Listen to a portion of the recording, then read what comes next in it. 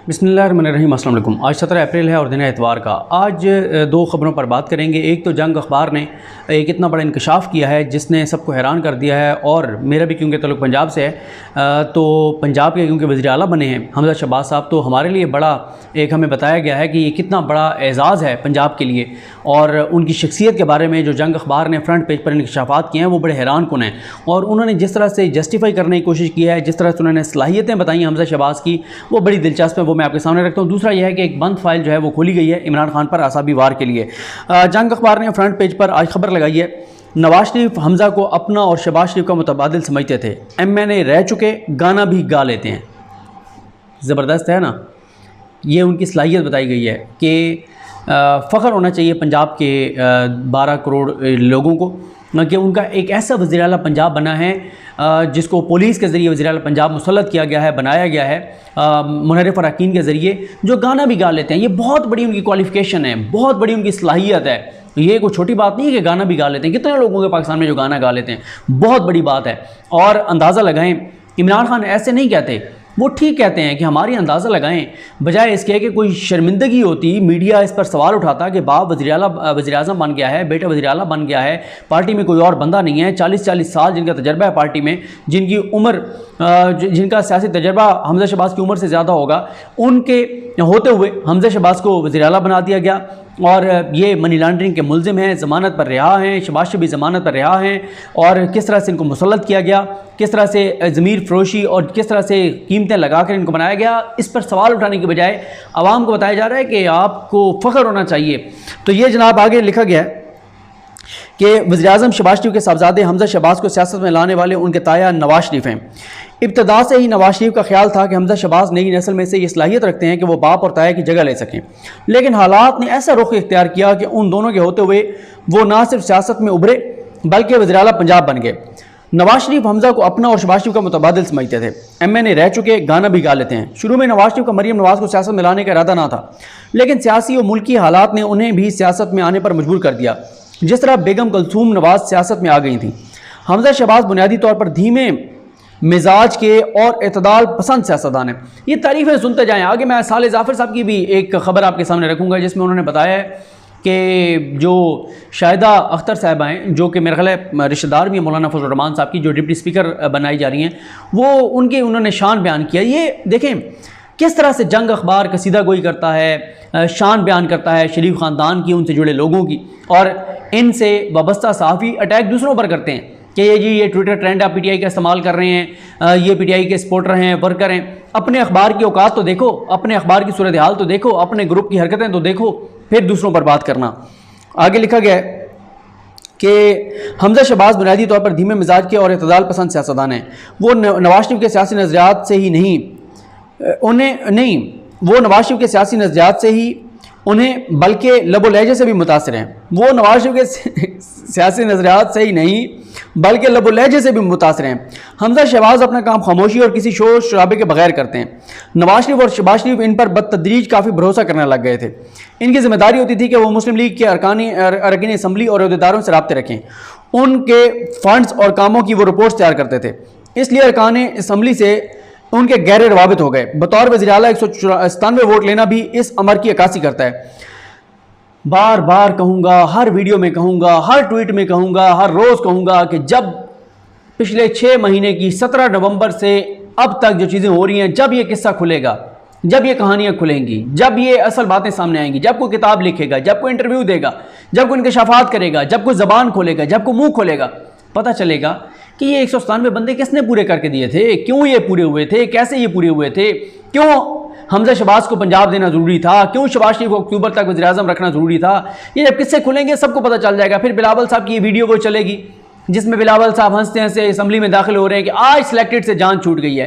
फिर बिलावल साहब का वो बयान चलेगा कि हमारी रगों में सिलेक्ट होने वाला खून नहीं है। फिर वो वीडियोज़ चलेंगी और साथ वो इंकशाफात वाले इंटरव्यू चलेंगे, साथ वो किताब के मतन चलेंगे, साथ वो इंकशाफात चलेंगे कि इनको कैसे लाया गया, कौन इनको लाया, क्यों इनको लाया, कहाँ से आए थे झुमके, किसने पहनाए थे झुमके, ये सारी बातें फिर सामने आएंगी। उसके बाद आगे लिखा गया, जब भी नवाज शरीफ और शहबाज शरीफ मंजर से हटे या हटाए गए तो हमजा शहबाज उनकी जगह फितरी और सियासी इंतखाब ठहरे।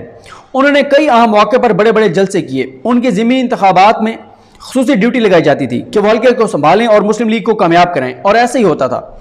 मुस्लिम लीगियों के आपस के अख्तिलाफ़ात और रंजिशों को दूर कराना भी अक्सर उनके ज़िम्मे होता था। इलाहाबादी अरकान से मुसलसल राब्ते और मुलाकातें रखना भी उनकी जिम्मेदारियों में शामिल होता था। कुछ अरसे से हमजा शहबाज अपने वालिद शहबाज शरीफ के अफ़हाम और तफ़हीम के नज़रिए पर गामज़न हो गए थे, लेकिन कभी भी उन्होंने अपने ताया नवाज शरीफ के नज़रिए को गलत नहीं कहा। वालिद का वज़ीर-ए-आज़म होना और बेटे का वज़ीर आला बनना एक रिकॉर्ड की हैसियत रखता है। हमजा शहबाज 6 सितंबर 1974 को लाहौर में पैदा हुए। इब्तदाई तालीम गवर्नमेंट कॉलेज यूनिवर्सिटी से हासिल की। पहली बार 1 जून 2013 को हल्का NA 119 से कौमी असम्बली के रुकन मुंतखब हुए। उनकी मुद्दत 31 मई 2018 तक जारी रही। अच्छा, जबकि दूसरी बार वो 15 अगस्त और इस तरह का। हमजा शहबाज खुश लिबास हैं और पहाड़ी इलाकों पर जाकर रहना और आराम करना पसंद करते हैं। उन्हें शायरी पढ़ने का बहुत माजरत मुझसे हुआ ये कि मैंने तस्वीर लेते हुए पूरी तस्वीर नहीं ली, आगे 2 लाइनें रह गई हैं, क्या हैं, तो बहरहाल उनको शायरी से भी लगा हुआ है। तो ये जनाब सलाहियतें बताई गई हैं हमजा शहबाज साहब की। अब आ जाएँ साले ज़ाफ़िर साहब की। साले ज़ाफ़िर साहब, क्या बात है। साले ज़ाफ़िर साहब कहते हैं, वैसे इनकी एक खबर वो भी बड़ी सोशल मीडिया पे वायरल होती है। हमारे दोस्त मुगीस अली ने ट्वीट भी की हुई थी, जिसमें उन्होंने कहा था कि नवाज शरीफ को जब गिरफ़्तार किया गया था वो मुशर्रफ दौर में, तो क्या कुछ नवाज शरीफ के कमरे से निकला था, वो ज़रा आप मुगीस अली साहब के ट्विटर पर जाके पढ़ लें।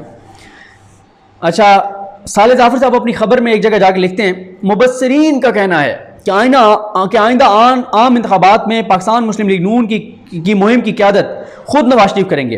पंजाब से तल्लुक़ रखने वाले अरकान के लिए नवाज शरीफ की सरकर्दगी में मुहिम के सामने कामयाबी के इम्कानात रोशन नहीं होंगे। पता नहीं, अजीब से जुमला लिखा है, शायद वो लिखना यही चाहते हैं कि नवाज शरीफ के बगैर जो है ना वो मुहिम जो है वो कामयाब नहीं होगी। नवाज शरीफ बहुत ज़रूरी है। मुबस्सिरीन कह रहे हैं कि नवाज शरीफ मुहिम चलाएंगे तो मुस्लिम लीग नून को बड़ी कामयाबी मिलेगी।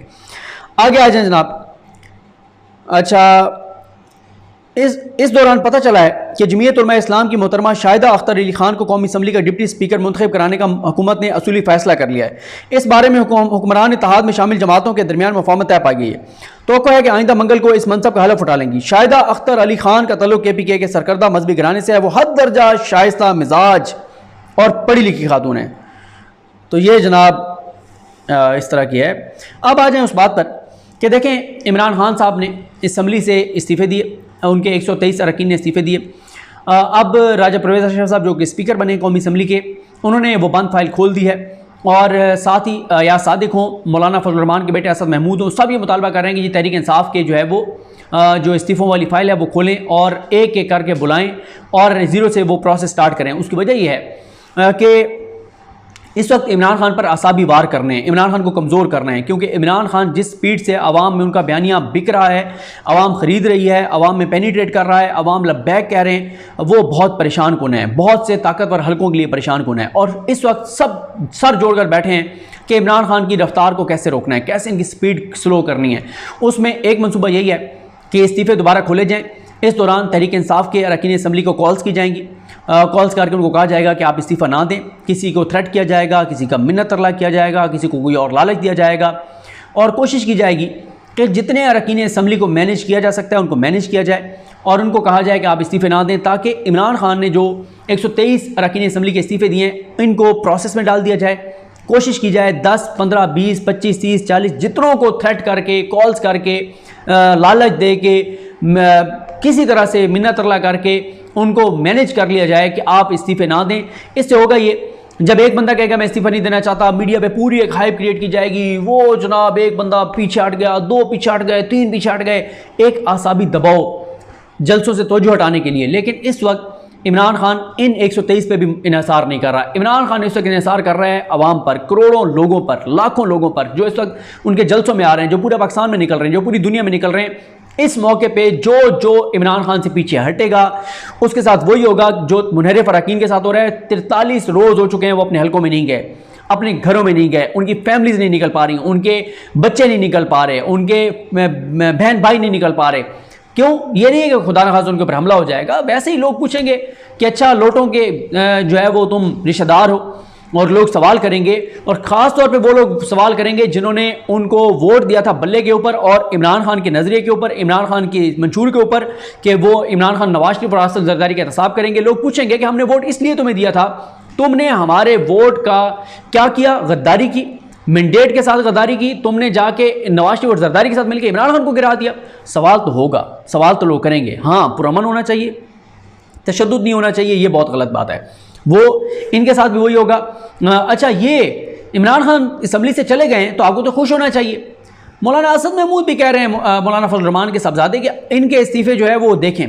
तो ये एक है कि इमरान खान को असाबी तौर पे कमज़ोर करने के लिए, वार करने के लिए, उसको टेंशन देने के लिए, मीडिया पे मुहिम बनाने के लिए ये किया जा रहा है। क्योंकि इमरान खान अगर इसके बाद पंजाब से भी इस्तीफ़े दे देते हैं, केपी की असम्बली तोड़ देते हैं, तो इलेक्शन कमीशन जो कि सुप्रीम कोर्ट के सामने कह चुका है कि हम अक्टूबर से पहले इलेक्शन नहीं करा सकते, तो वो किस मुँह से जाके और कहेगा कि मैं इलेक्शन करवा रहा हूँ, ज़िमनी इंतखाबात करवा रहा हूँ, और एक आईनी बहरान पैदा हो जाएगा जितने इस्तीफ़े बढ़ेंगे। इसलिए मुक़्तदर हल्के भी ये चाहते हैं कि ये इस्तीफ़े की फ़ाइलें दोबारा खुलें, लेकिन ये मामला दोबारा अदालतों में जाएगा, एक नया आईनी बहरान तो होगा। बहरहाल इतना आसान नहीं है, लेकिन मुक़्तदर हल्के और मौजूदा हुकूमत 16 जमातों की भानमती का कुंबा ये मिलकर चाहते हैं कि ये इस्तीफ़ों की बंद फाइलें खोली जाएँ, इमरान खान को असाबी तौर पर कमज़ोर किया जाए, इमरान खान पर वार किया जाए। इसके लिए ये बंद फाइल खोली जा रही है। देखते हैं चीज़ें किस तरफ जाती हैं। मुझे अपनी दुआ में याद रखें। अलग नहीं, हम सबका हामी नासरो।